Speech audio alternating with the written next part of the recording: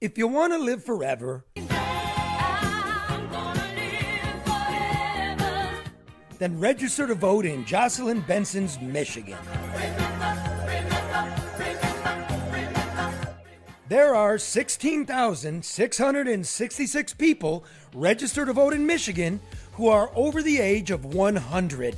That's bigger than the population of Grosse Pointe Woods. The only problem is, the Social Security Administration says there are only 2,119.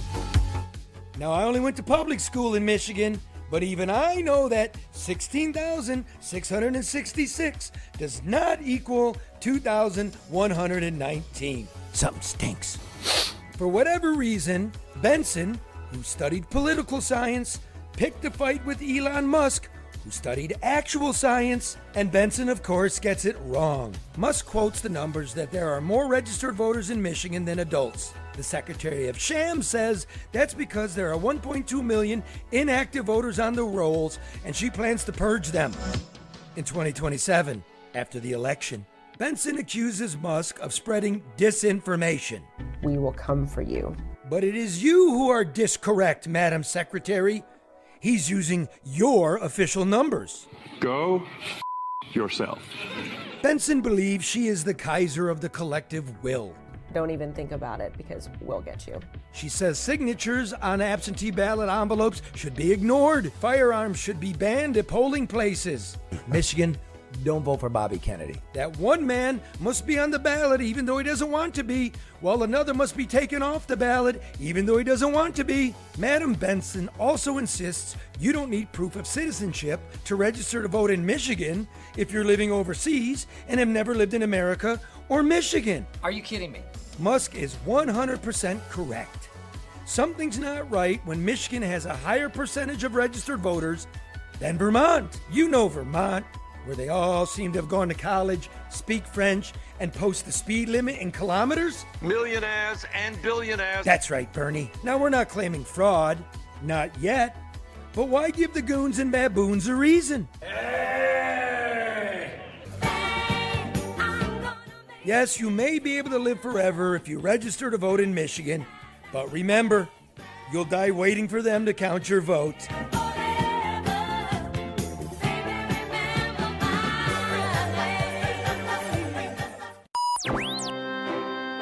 Live from downtown Detroit, it's the No Bullshit News Hour with my main man, Charlie LeDuff. And Karen Dumas. Let's just breaking news. No more bullshit. No more bullshit. 6 days to go at a partridge in a pear tree. I'm gonna miss it. I'm gonna miss being angry. I'm gonna miss all the clips. Yeah, you're right. No, you're not. What am I gonna do? I'm sure you'll find something. What's there left to do? Nothing. So let's just hope. What'd you say, Karen?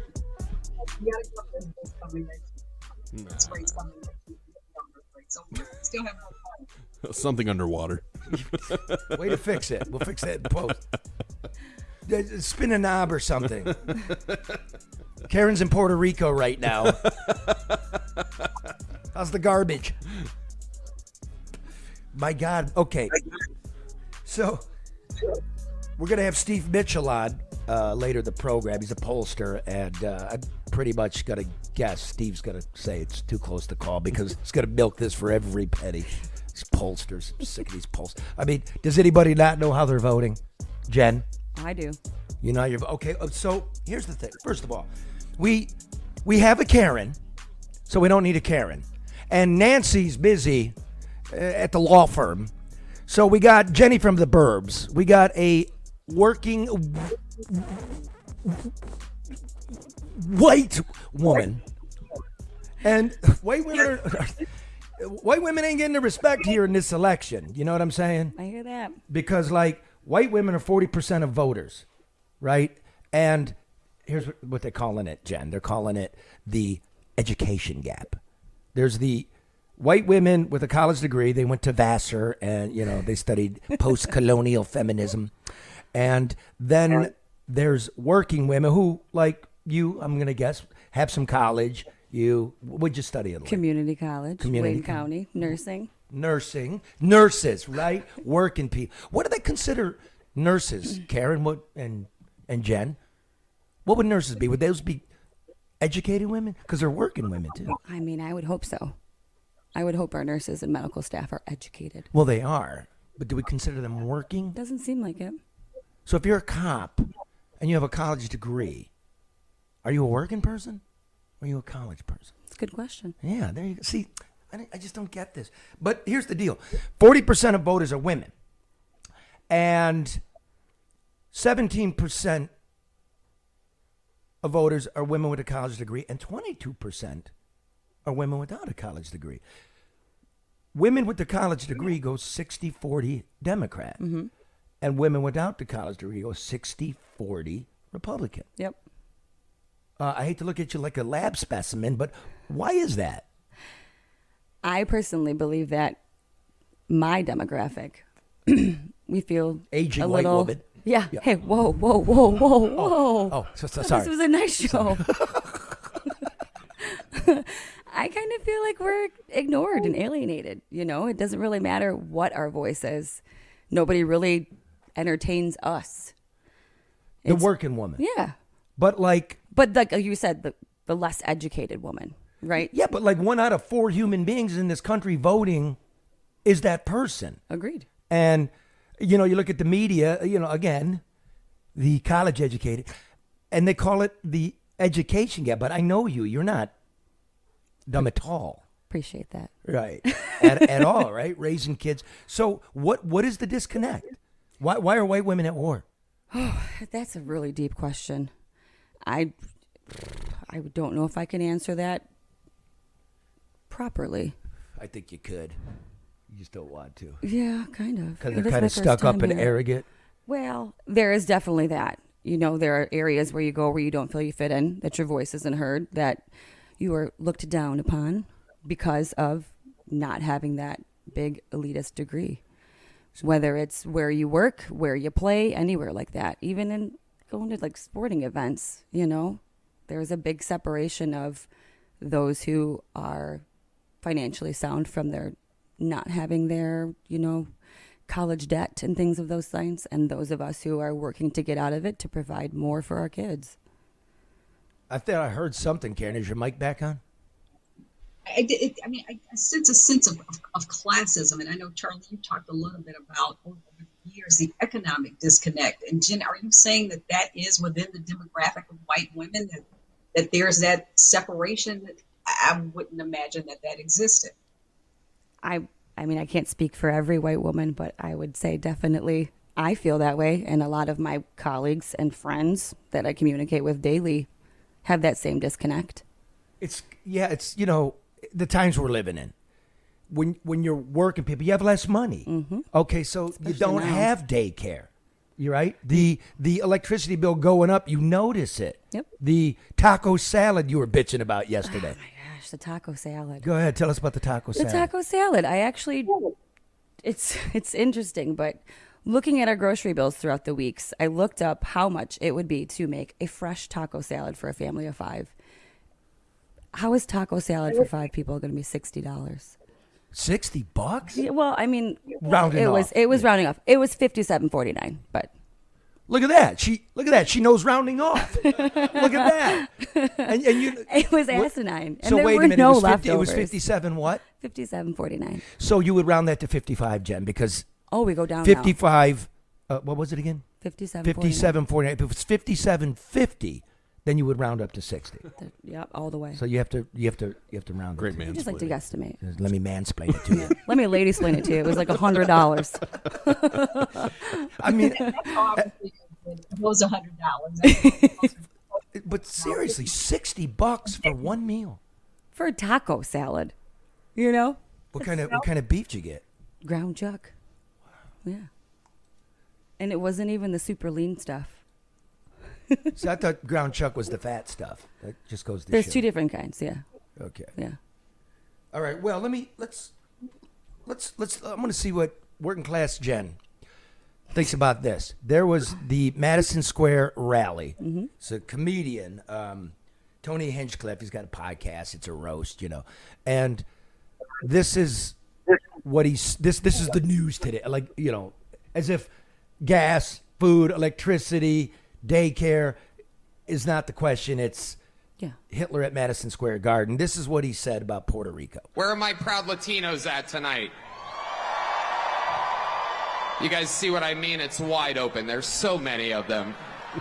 It's absolutely incredible. Believe it or not, people, I welcome migrants to the United States of America with open arms. And by open arms, I mean like this.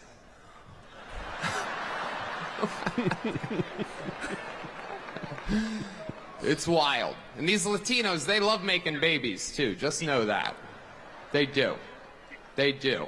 There's no pulling out. They don't do that. They come inside, just like they did to our country. There's a lot going on. Like, I don't know if you guys know this, but there's literally a floating island of garbage in the middle of the ocean right now. Yeah.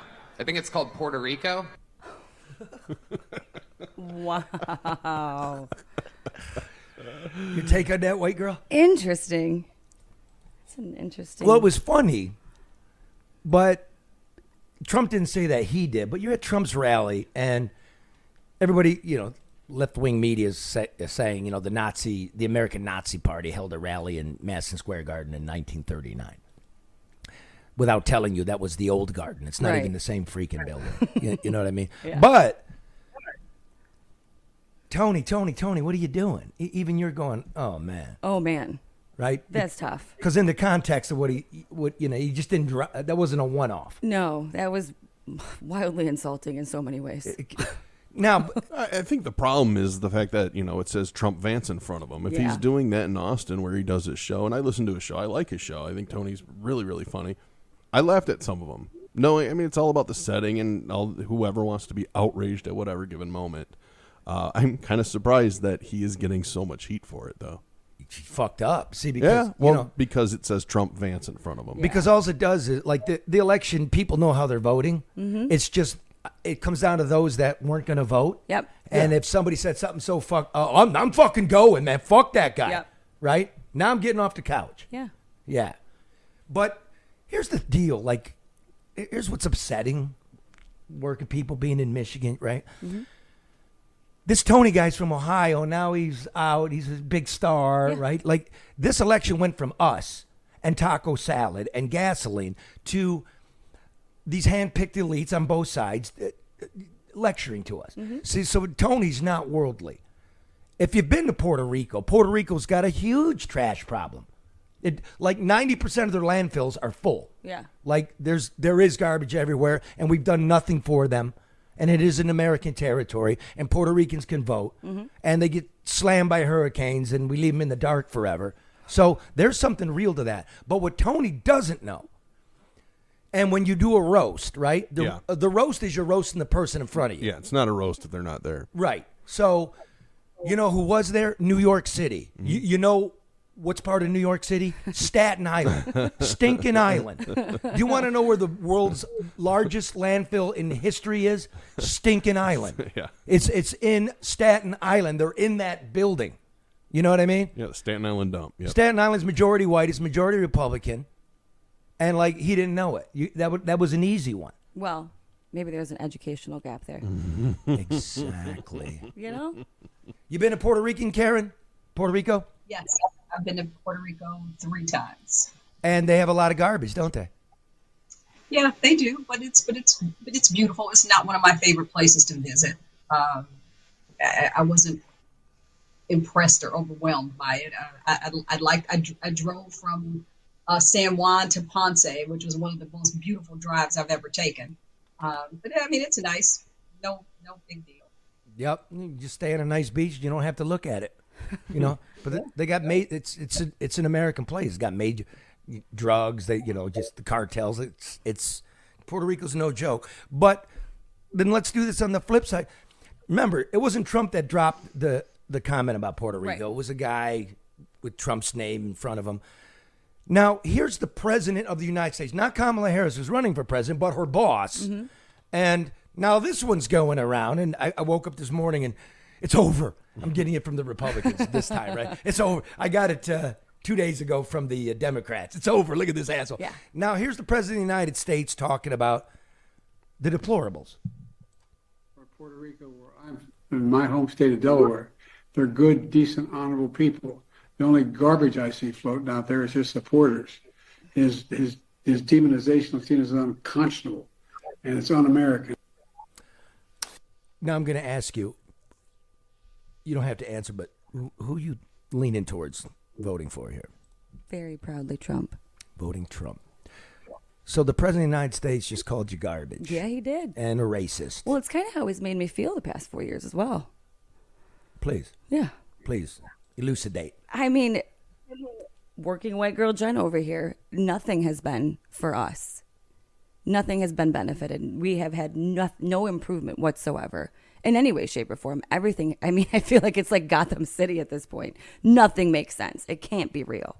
You work downtown, you see the homeless issue, you see people are broke. It's devastating. It is, right? It breaks. I'm not great at that because it breaks my heart. So you're voting. Here, I have it here. Okay. Here's what the Trump supporters, according to the polls, their main issues are, well, I don't even have to look. I know what it is. The economy. Okay.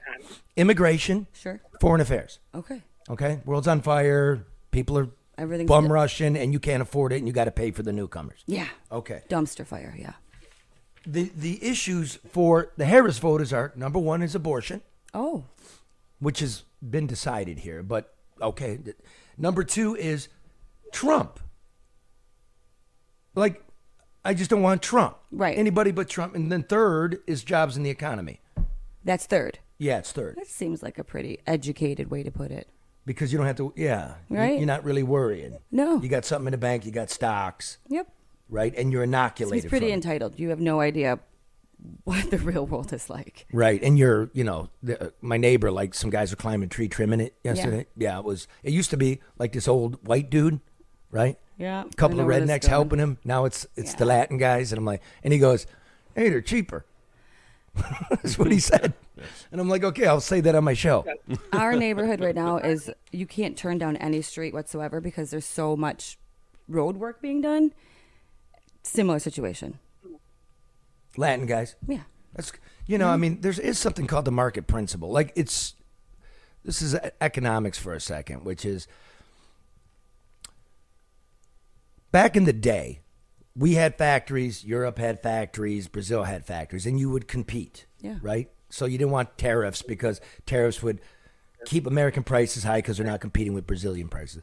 But something new has happened in the last 30 years that we've never seen in the history of the world, which is the means of manufacturing. The factories have been lifted and deposited where there's cheap labor. So, yeah, our prices went down, but so did the price of our labor. Mm-hmm. You know what I mean? I do. And so we were looking it up yesterday. Mm-hmm. To get a new TV, Mark, a new TV, 40-inch, right? Yeah. All the buzzers, bells and whistles. Smart TV Connect, yeah. Mm-hmm. 140. Yeah. Oh, yeah. It's Jen, the one thing that's dropped in price like crazy. 140. Jen, what do you spend a week for groceries? Rough guesstimate for a family of five, $500. $500. So you can get 3 TVs. Well, thank goodness. So you can get the TVs. Can we just look at the meals on the TV then? Karen, that'll work? What's your grocery bill a month? A lot.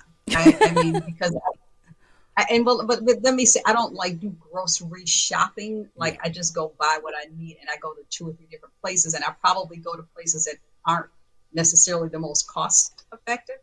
So a lot. But I wanted to point out something. There's a commercial that the Harris campaign is running.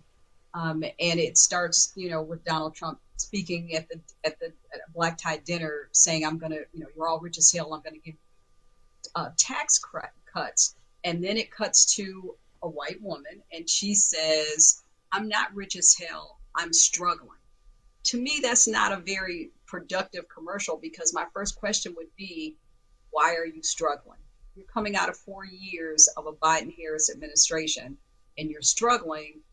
That's an indication that there's something wrong. How do you feel about that, Jen? I feel like everyone's struggling at this point. I mean, it's a conversation that we have at our table in the car every single day. And it's simply, how is it this way? We're working constantly. We're educated. Our children are doing well. It's not like we are blessed in the sense of that our children are healthy. You know, it's not something where we're shelling out tons of money to make sure that our family needs a medical, you know, something along those lines. It truly is every single day. It's carpooling every day. It's making sure that when we have to go to athletic events for kids, okay, well, we're not all driving separate because that means on Sunday I'm filling up again. Or it's, oh, okay, well, we got to be there for a couple of hours today, so let's make sure we pack our meals so that way we're not hitting fast food on the way home because we can't shell that out. And by no means should our family be in that situation. We do well and we work hard. And for it to be like, gosh, like our electric bill went up $200, our water's this and that, it is exhausting. Yeah. And for our table, for our family, we can't wait till Tuesday because we're praying that something's going to change. You know what's worrisome is the inability to save. Like, you can get through today, but, you know, we get older. We've all had a look at, like, end of life care in this country. You know, working women know that because you tend to have your family with you. Yeah. You know, it's, what are we going to do? I mean, that's, you know, I don't mind not stopping at McDonald's. Like, you know, right. That's what we used to do back in the day. Mm-hmm. But you were able to save and get a house, and you can't afford shit. Yep. It's mind-boggling. It truly is. And then let me step in here just for a little math. The Trump economic plan is bullshit. I'm just going to tell you right now.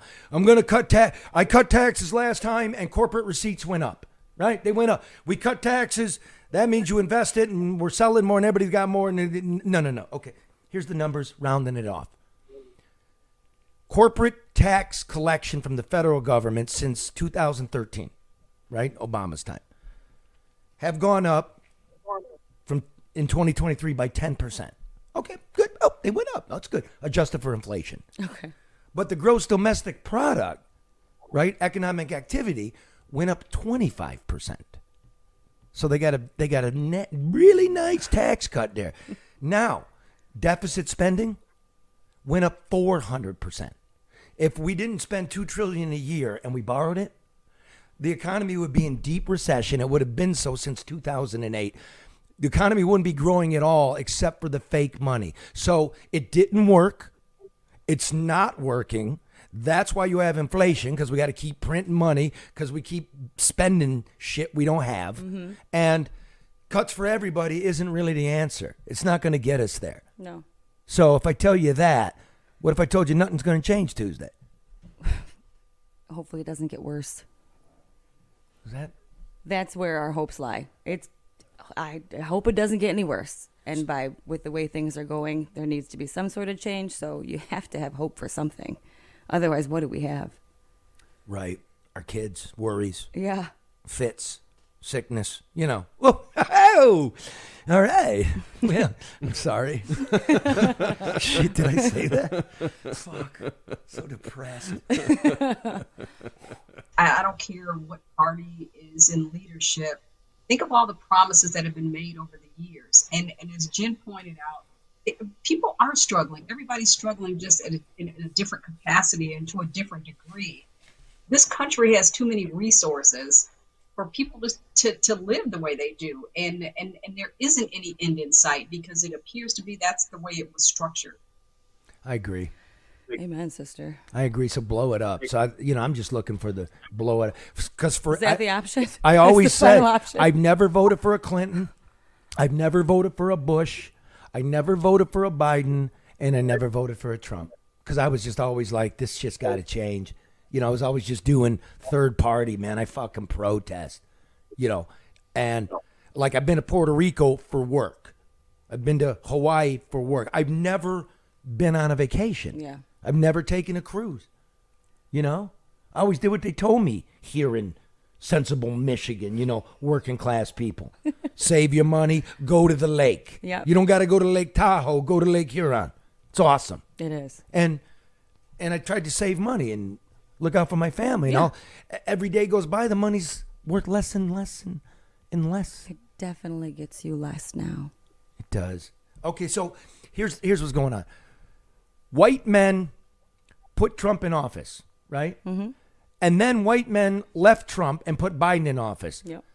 He lost 11% of the college-educated white guy and 5% of the non-college educated white guy. They're moving back. And Trump's picking up black guys. And he's picking up Spanish guys, right? Mm-hmm. So now it's really about women. It's Well, it's about time. It's about us. Right, Karen? But right now, still as a Democratic bloc, black women are staying with the Democrats. I don't really know what Latinas are doing. It's hard to know. So if it's a 20-point gap with white women, why is it that, do we have that tape that Harris and Whitmer clear out a sports bar to watch Sunday Night Football, I guess, and let's watch this. Mark, do we have it? Yeah, there's two of them here. All right, let's. I'm so pissed if somebody cleared my bar. Yeah. Like, did we think about that? They didn't even order yet. I'm having what she's having. It's an Oberon, and it's made right here in Kalamazoo, which many are calling Kamalazoo. Pause. Okay. Oh. No, they're not. No, they're not. No one's ever called it that. No, I haven't heard that. Have you heard that? I have not heard that. Kalamazoo. Okay. So now, Jen. Could she pronounce Kalamazoo properly there? She had a hard time. Kalamazoo. Just saying. Try Okay. reciting it. So Jen from the Burbs walks into a sports bar, takes the joint over. Are you ordering an Oberon, which, by the way, 200 calories and a lot of sugar? You know, What do you- I don't know about that, Charlie. What's this? High noon? Look, high noon, only 100 calories, gluten-free, So and no refreshing, too. sugar. So refreshing. So refreshing. Now, no, I'm definitely not ordering a half and bison on a Sunday. I mean, not to mention, you can only have one or someone's carrying you out. okay, You gotta so think about the logistics. what about some Pete and Grigio? That's not my jam. Okay, it's the high noon. It's the high noon. Okay, It so depends on who's buying. So the old Oberon trick's not working for you. Absolutely Well, it's not. not working for a single fucking guy. So all these pinheads that they've hired to do TikTok videos, they're stupid. Like, again, they don't know us, and it's so obvious. Karen, you would have had what? You would have had a tea. She would have. I would have had a diet. I would have had a Diet Coke. But it's Charlie. It's the pandering that comes from both sides that we've been talking about. Everybody wants to be seen as average and normal and middle class and relatable, but they don't know what those things are, and they don't know how to relate to the very people that they say they're trying to appeal to. And it comes across as disingenuous and insulting. I mean, it does from both sides. It does. From both sides. Where have I heard that one? That's been I'm going to miss this season. It is so true because my mother didn't have health care. Gretchen Whitmer, my mother got sick and didn't have health care. Your fucking dad is the CEO of Blue Cross Blue Shield. The fuck are you talking about? Honestly, if I have to hear it one more time, I came from a middle-class working family. I can't do it. At this point, it's everyone's changing the channel. Kamala Harris's immediately. parents were fucking professors. She grew up in Montreal. She's not even from here. My mother had to save for a house. Well, so did all of our mothers have to save for a house. Yeah. And now none of us who are mothers can save for a house. That's the point. Have you ever worked at McDonald's? No. Well, so much for you then. Is that where my life's going? I guess. Well, you don't have any cred. Hey. You don't have any cred. Oh, yeah, you're right. Burger King? No. Where was your first job? In ophthalmology. Your first job as a kid is in ophthalmology? Oh, no, I actually worked in photography when I was in high school. You did? Yeah, I was like a wedding assistant. It was actually fabulous. I loved it. See that? Okay. And what was the name of the company? Faith Face Photography. And where was this company? It was based out of New Boston. New Boston, Michigan. Correct. And you remember what street it was on? I think it was on Old Fort Street. It was just this lovely old lady. She was a retired teacher and got into photography, and I was a student, and that was my jam. Look, Karen, Jenny from the Burbs remembers where she worked, her first job. You would think if you worked at McDonald's and it's a centerpiece that you would know where it was, right? it's a milestone in everybody's life. So if in fact, wherever it was, you do remember. I mean, Jen remembers the street that it was on. And I know, the right? I'm lady impressed by walking. that. So it's a significant thing. You should remember. I worked in the back of my mom's flower shop on Jefferson and Marlboro on the east side. And then the first corporate job, this is, because I got an education. There you go. It was a dishwasher at Chi-Chi's on Schoolcraft Road. And you want to know what's fucked up? Right next to Clover Lanes? Mm-hmm. Yes, the big curvy, yeah. looked like a ski jump. Yeah. Man, them fucking nacho platter motherfucking fuck, because you back there, the cheese won't come off them fucking, them the metal platter, plates. They just wouldn't. It was shit. Terrible. And now it's gone. I'm glad you worked through that. No, I fucking quit. I'm like Trump, man. 15 minutes, I'm the fuck out of here. I wish my daddy was rich.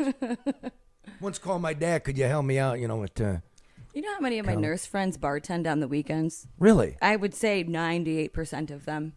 Anyone in the medical field has a second job. Well, because they like the sociality, because you get paid well as a nurse. You do get paid well as a nurse, but it's not enough.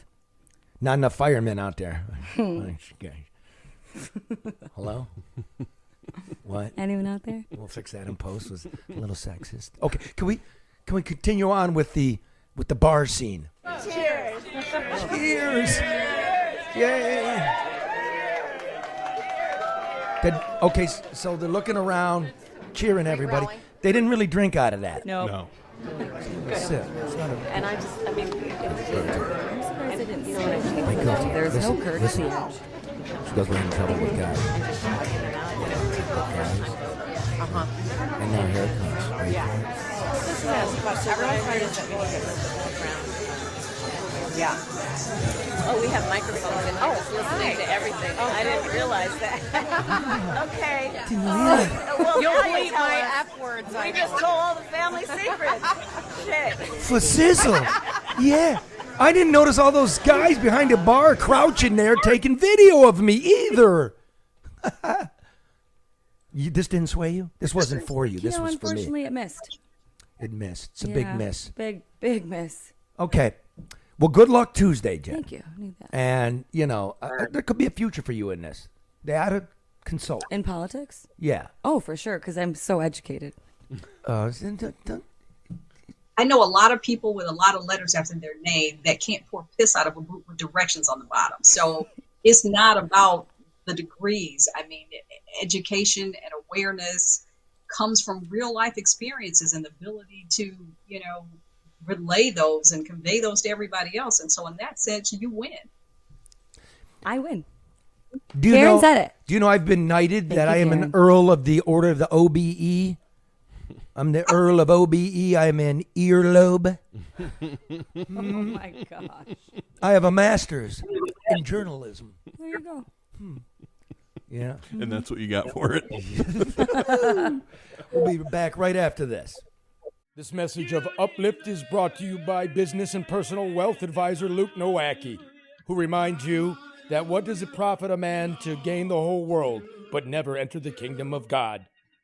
But while you're waiting, Nowacki wants you to remember that overreaction is not a sound financial strategy. So call Luke Nowacki at 248-663-4748 for sound financial advice. Want to play a song, Bill? Let's play a song. Hit me.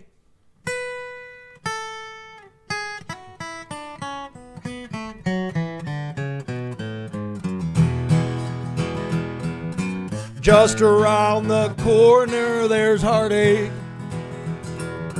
Down the streets that losers use. If you can wade in through the teardrops, you'll find me at the home of the blues.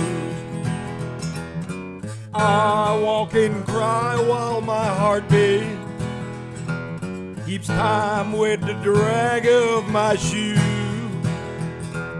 The sun never shines through this window of mine. It's dark in the home of the blue. Oh, but the place is filled with the sweetest memories. Memories so sweet that I cry. feelings I had left me feeling so bad that I just want to give up and lay down and die. So if you've just lost your sweetheart, it seems there's no good way to choose. Come along with me, misery loves company. You're welcome in the home of the blues.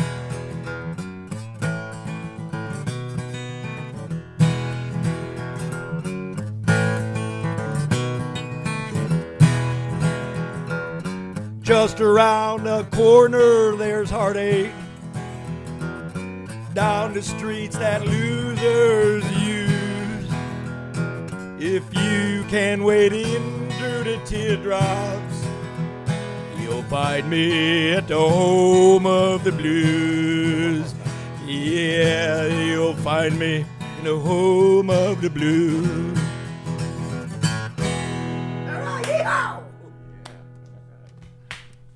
I'm Grace Karos, and I'm third generation of American Coney Island.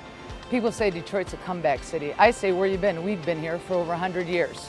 My family's been here on the same corner, serving our famous proprietary American Coney Island hot dog. So like always, we're keeping things fresh, updated, and new. We'd love to have you come downtown and visit us, but if you can't, you can always go to AmericanConeyIsland.com, order a Coney kit, get it delivered fresh right to your door. Okay. No legitimate news program, especially this one, which is Steve Mitchell of Mitchell Research and Communications joining us. No big-time political show, and this is the biggest one. This is the biggest political podcast and radio show in the state of Michigan. And we want to welcome in the Ayatollah of Pola, Steve Mitchell of Steve Mitchell Research and Communications. Now, Steve, before you came on, we had Downriver Jen, working class white woman. This thing, well, first of all, tell us, from your polling, what's the race look like right now, a week out, 6 days from election? Well, we're going to be announcing a poll tomorrow morning. Hold on. Breaking news.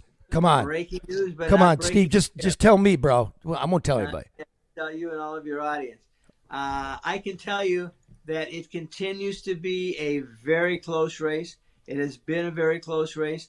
The last 4 polls we've had have been identical, showing basically Donald Trump leading in the 2-way, but tied in the 8-way race. And of course, it is an 8-way race. There are 8 names on the ballot. So I've been waiting all morning for you to patch in, and you're coming up with, it's really close.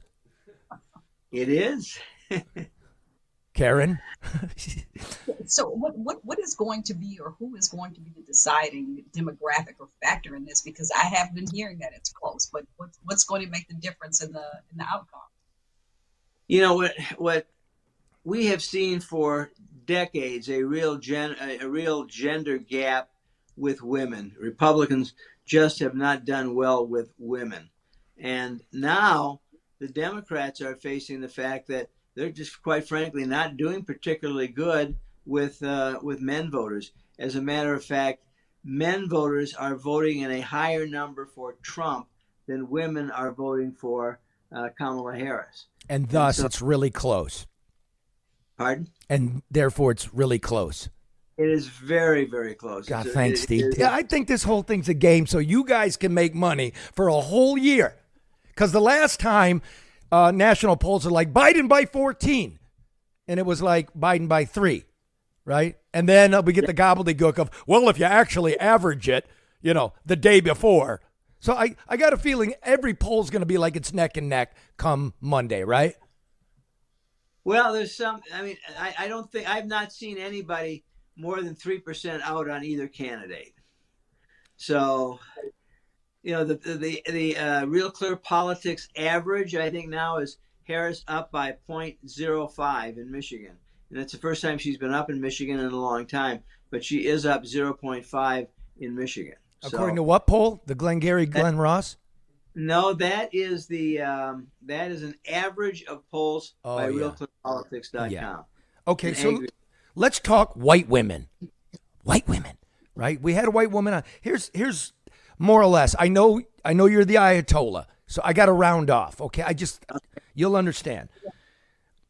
White women constitute about 38 to, I'm going to round off, 40% of all voters. So it's a really huge block. White women go 55-45 Trump, Republican. So he actually pulls more women, but when you break it down, and this is really insulting, the education gap, they call it, as if working women aren't educated, right? They just didn't finish their humanities degree in women's studies. Okay, somehow you're smarter if you got one of those. Jen never finished it, right? She only went to eyeball school, so she's smart. So it's basically 60% of women with a bachelor's degree are going for Harris, and 60% of women without the bachelor's degree are going for Trump. So it's 20 points. That's the sweet spot, right? That's where you can convince or you can sway an election. You got to talk to white women, and white women are at war with each other. Would you agree with that, Steve?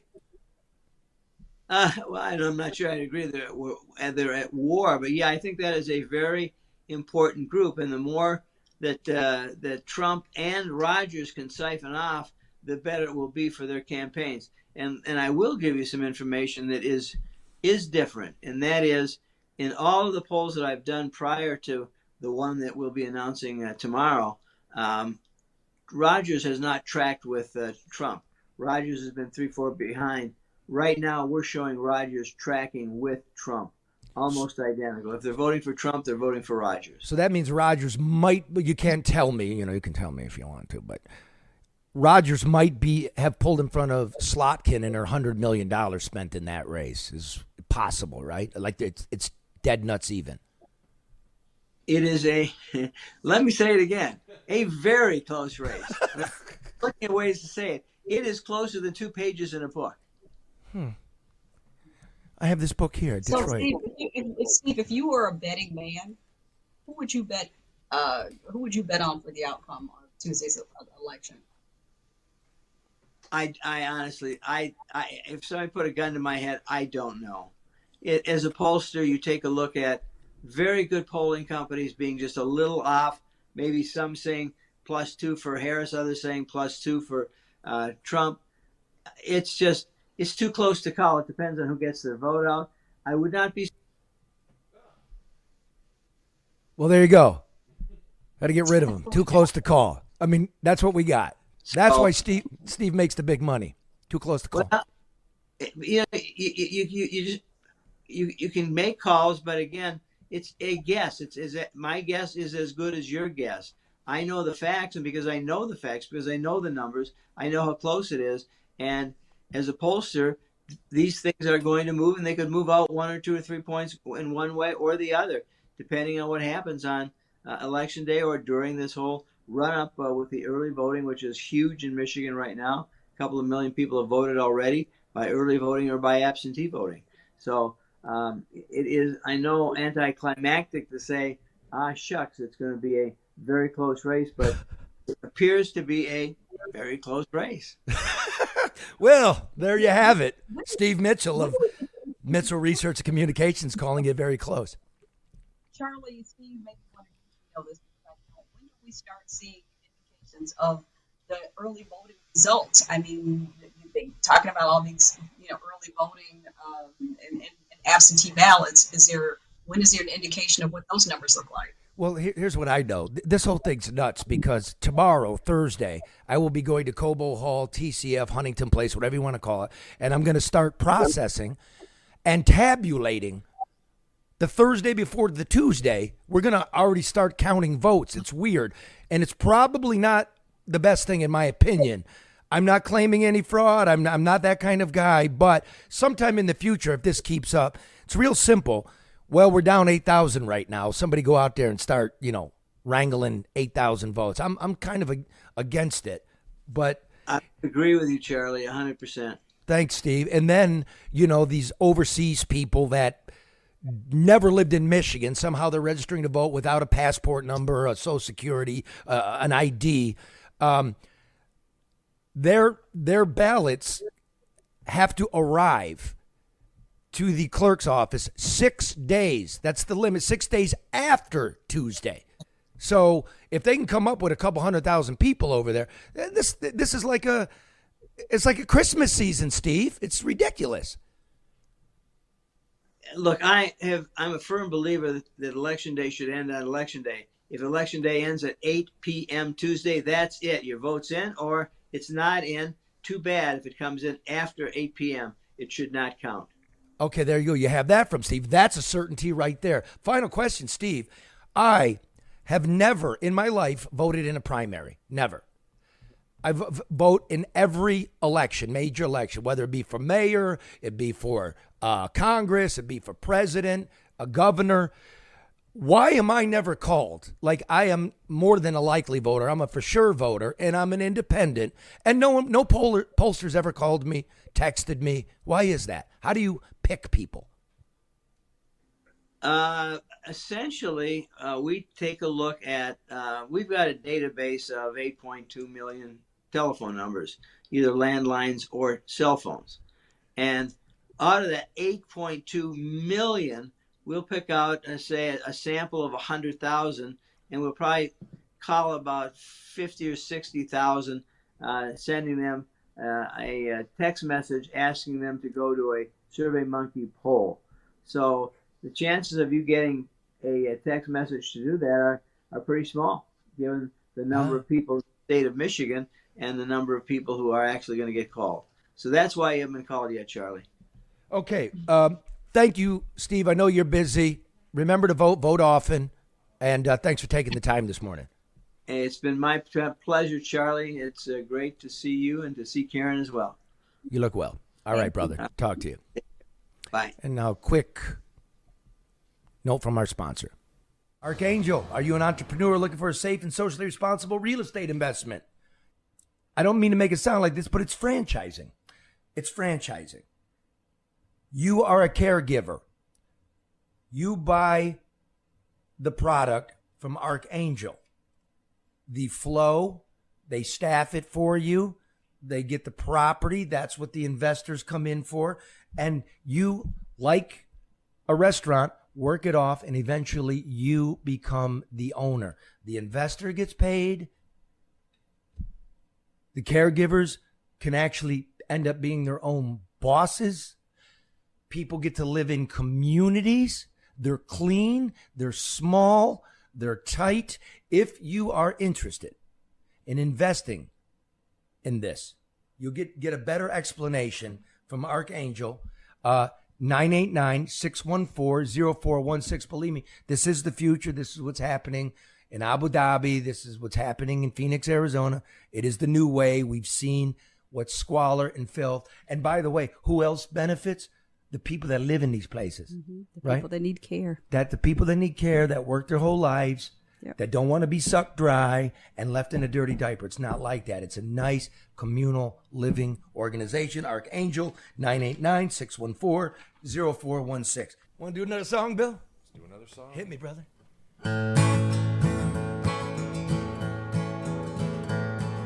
My uncle used to love me, but she died. A chicken ain't no chicken till it's licking good fried. Keep on the sunny side. My uncle used to love me, but she died. Oh, bet a quarter, 30 cent for a ring of keys, $3.65 for $1 bag of groceries. I have me a car on someday till I need me a ride. My uncle used to love me, but she died. My uncle used to love me, but she died. A chicken ain't no chicken till it's licking good fried. Keep on the sunny side. My uncle used to love me, but she died. Hamburger, cup of coffee, lettuce, and tomato. 2 times a ride. See a man kiss an alligator. 1 more time around free on the Ferris wheel ride. My uncle used to love me, but she died. My uncle used to love me, but she died. Chicken ain't a chicken till it's licking good fried. Keep on the sunny side. My uncle used to love me, but she died. Apples are for eating and snakes are for hissing. I know about hugging, I know about kissing, 'cause I read about it free in a 50-cent illustrated guide. My uncle used to love me, but she died. My uncle used to love me, but she died. A chicken ain't a chicken till it's licking good fried. Keep on the sunny side. My uncle used to love me, but she died. Well, now my uncle used to love me, but she died. A chicken ain't a chicken till it's licking good fried. Keep on the sunny side. My uncle used to love me, but she died. My uncle used to love me, but she died. Chicken ain't chicken till it's licking good fried. Keep on the sunny side. My uncle used to love me, but she died.